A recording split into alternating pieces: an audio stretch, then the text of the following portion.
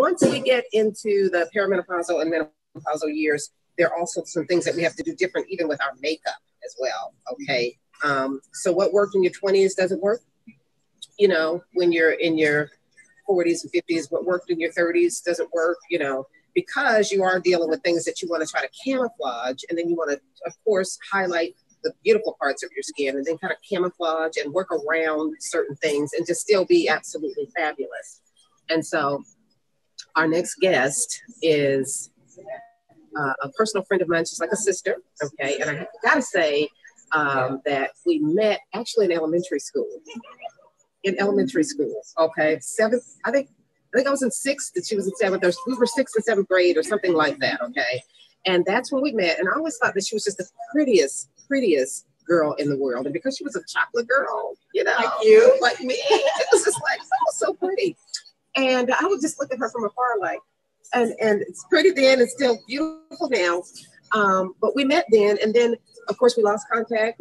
Everybody went off to college and this, that, and the other. Came back, and I started working in news. I started writing for a little newspaper first, and then I went into radio news. And who's there at WALR except Twanda Black? Okay, and so we reunited again at a Christmas event. Were you at WALR or were you at the gas station?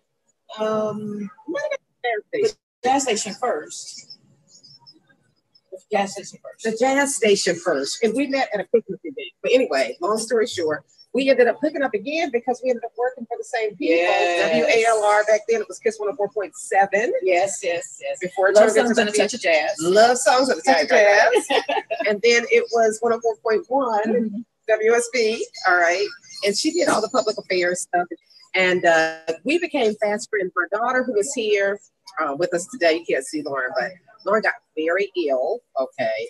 And Lauren had a little bitty, beautiful baby boy who's now 13 years old.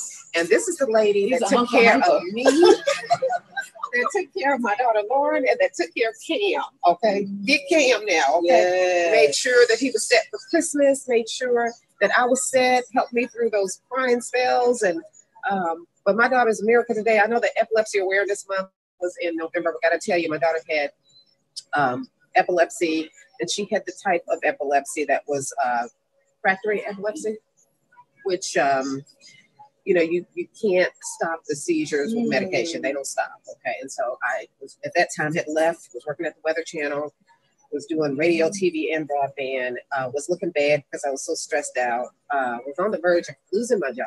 Okay. And God stepped in and fixed that situation, something that I couldn't fix. My daughter had brain surgery, and guess what? No more seizures. So God is good. So anybody that suffers with epilepsy, if you have someone in your family that suffers with epilepsy, Emory University Hospital, okay? Their neurology department, their epidemiologists are absolutely the best, but God is good. But she took me through all of that. So I had to say that. But right now, what she's doing is, you guys have heard of Good News Gospel, right? So Good News Gospel is now WPGN, okay? It's just WPGN Radio. Let her give you all the information, but she is still the host, and she's over there now, so she's going to tell you about that. So she is spreading the Good News Gospel. If you didn't see her Instagram on yesterday, go back and look at it on yesterday, talking about your father, okay? It blessed me. That's what I ended up meditating on, okay? And she's also a boss, a businesswoman. She has her own business. She's an independent consultant for Mary Kay, and she's going to talk about the makeup aspect of this. So take it away, Miss Twanda Black. All right. You want to pull me over, or yes, pull over? You can come with me. I can come over. Yeah. Okay. I'll give you the whole spotlight. Hi. Hey, everybody.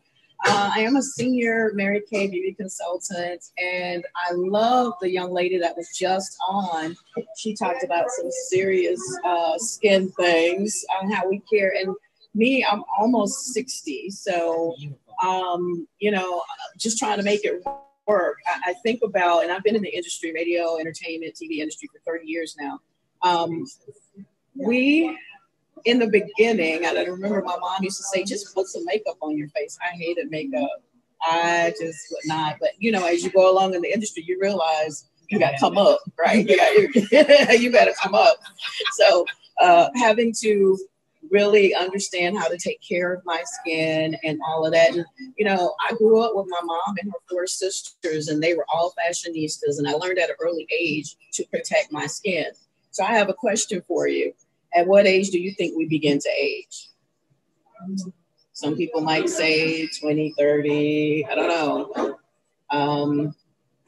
You saying 30, somebody saying 30 over here. No, we actually begin to age at 21. Yes. Now, it's not visible at 21, but we are aging at 21. Visible signs of aging will start in our 30s and our 40s. And that depends on how you take care of your skin and, of course, your family genes. My grandmother is 93. My mom is 75. And we got good genes. I asked my grandmother what her skincare routine is. And you know what she said? Lotion and Vaseline. I was like, oh, my God. Grandma, you've been baking your skin your whole life. And she has. She's got leathery skin, okay? So we're going to start at the beginning. The tips can be for ladies of all ages, but we need to wash our faces twice a day, morning and night. Your face is 10 times softer than your skin on your body, so don't use body soap. I hear people all the time saying, well, I just use my soap. Not so good. Your face, if you use body soap on your face, it breaks down the moisture and it destroys the natural lipids in your face, which causes dryness.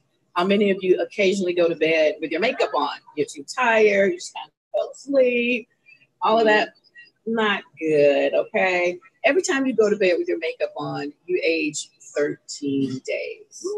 13 days, so think about how many times you go to bed, okay?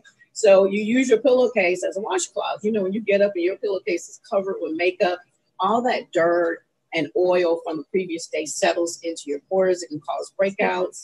So no more sleeping with your makeup on. I don't care how tired you are. Sometimes I take my makeup off at 5 o'clock. You know, I don't wait till it's time for bed, because when it's time for bed, usually you're too tired to do anything. So moisturizing your skin is important.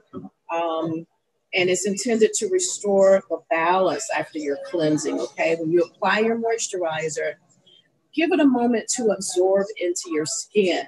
If you don't wait, your foundation may not go on smoothly, and it can be really streaky, and you're wondering, what in the world is happening with my foundation? Well, just allow your moisturizer to dry just a little bit. Also, when you're applying anything on your face, don't use these fingers. These are the fingers that your index fingers are what we use all the time. And they're a little harsh. They're a little tough. But if you use your ring finger, it's the softest one on your hand, because you never really use your ring finger. But use your ring finger to put your makeup on or to massage something in, all right? It really helps. Let's see. I want to talk to you about facial massage. That's a big thing. You see these little rollers and all these different things. Facial massage is good. It's proven to be beneficial. It increases circulation. It can relieve tension. It's a natural face lift because it stimulates those muscles. It brings oxygen to your face, and it allows your products to absorb better. If you're consistent, you'll look younger. So start from the inside of your face and work your way out, but move up. And also your neck and décolletage right here, your chest area. You've seen some saggy looking chest, is horrible. But you can also massage that area as well, and make sure you massage up for your neck and up for your face. Sun exposure is one of the leading causes of visible signs of aging. There are A and B rays. The A rays age your skin, and the B rays burn your skin. You've got to always protect your skin every day. Even when it's cloudy, those rays can come through. For every day, I use a tinted moisturizer with a sunscreen or an SPF of at least 15. Of course, I use Mary Kay products, and they have these beautiful CC creams with a SPF in it. I also, after the cleansing and all of that, to lay your foundation down, you should use a primer. Now, I didn't even know this. For years, I never just used a primer. But a primer helps to reduce the appearance of fine lines, and it helps to extend your foundation. If you got a long day, a primer will help that foundation stay on. And you can apply that after your final skincare tip. Many times we can get a foundation that is too light or too dark. Here's my advice, because this happened to me. Take a picture with a flash and you will see what your foundation really looks like. I remember when I was wearing a certain brand, and they changed the formulation of it. And here I am. I went to buy it, put it on. I'm at an event. All my pictures, I had a white face. I just had no clue. So yeah, I look like a ghost. You can use tone corrector and under eye corrector. You see right now, I have some bags. I haven't been sleeping well, but you can deal with those with under eye correction. How many of you buy so many products? How many? I went to my aunt's house recently for a funeral. We stayed with her in Florida. She had bags and baskets and makeup products everywhere. Oh my God, throw that stuff out. They do have an expiration date, okay? But find what works for you and use it and be consistent. You know, you can't just use products sometimes and expect them to work. You have to be consistent with your products. Throw that other stuff out. Again, I'm a Mary Kay consultant, and they have products for every season of your life. The young women, the older women. Right now, I am using Time Wise Repair, and it cleans, it lifts, it restores, at night it reactivates. Eye renewal cream targets my dark circles and my sagging bags and upper eyelid droops.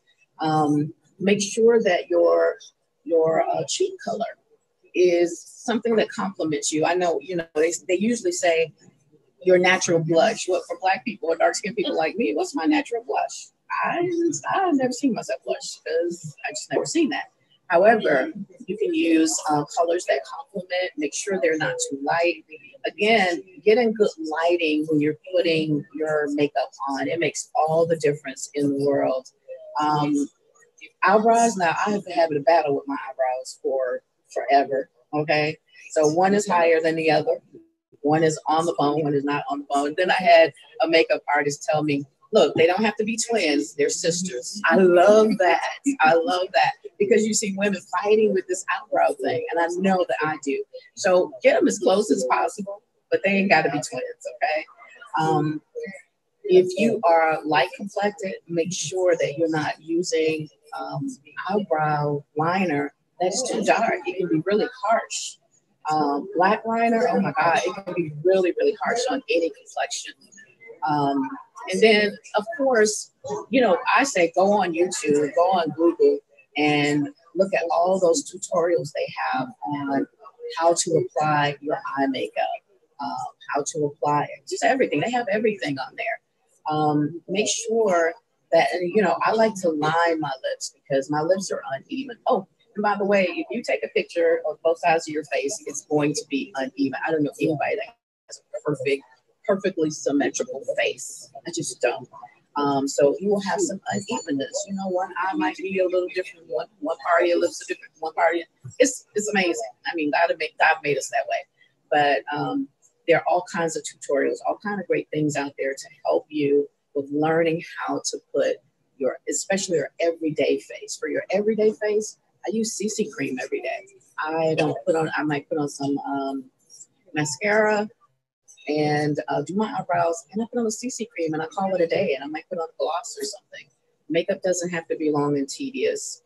And for those of us who are aging, you know that you cannot wear the same stuff that you wore when you were 20, okay? Like I said, I'm almost 60, changing up how I wear my makeup, what it looks like, even the lipstick. I love some ladies are really brave. They wear just bright orange and popping lipstick. That's your personality, go for it. But you got to take care of your skin. If you don't take care of your skin, your makeup will not do its job. So just want to say that there are really great products out there. Make sure you do your homework, okay? So you can find out what works for you. You can go to my website at marykay.com/Twanda Black, or you can go to my my page, my website at twandablack.com. You'll see a Mary Kay tab. I've got some holiday gifts there and everything. But thank you for allowing me to just give some tips. Lisa. Hey. All right, girl, put the shades on. I put these shades on because y'all know that's my fetish, shades. Okay. From vintage to drugstore, consignment store, frameworks, whatever. But it's also a tip. So, you know, like Twanda said, sunscreen and all that kind of stuff. But I wear shades too to kind of protect my eye area with a good UV in them, protector in them to protect your eye area that's more sensitive when you're drier from declining. Now, these